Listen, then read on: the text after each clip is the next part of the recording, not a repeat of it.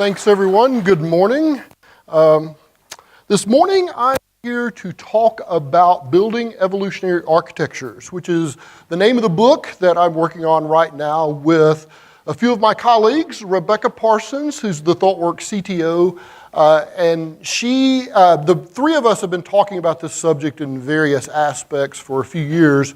Rebecca has a background in software architecture, but also in evolutionary computing and genetic algorithms. Pat is a tech lead in the UK, and he's written actually a terrific book about tech leads and team impacts of architecture.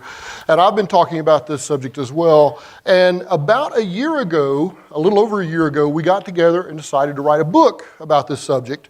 And we've reached an important milestone in that we now know what the book is about, which is a good milestone to reach if you're writing a book. In fact, we're essentially finished with the book.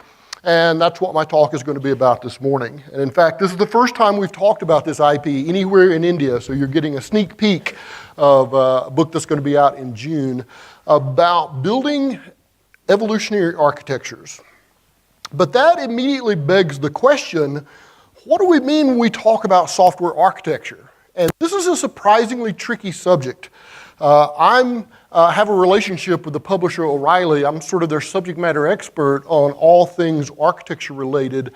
And one of the things they asked me early on was, give us a really nice, succinct definition of software architecture.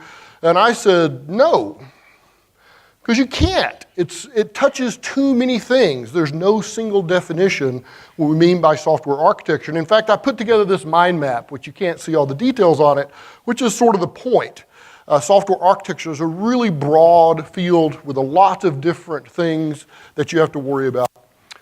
But today I'm going to focus on just one aspect of architecture and talk about building architectures that can evolve.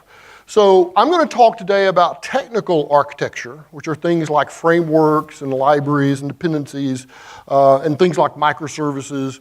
But there are a lot of other things you have to worry about if you truly want to create an evolvable piece of software, because there are all these other concerns you have to worry about. And I'll talk about those in just a second.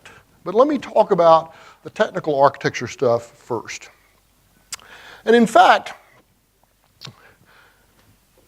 let's talk about the entire architectural scope of a software solution. So one of the things that you have to do as an architect is take requirements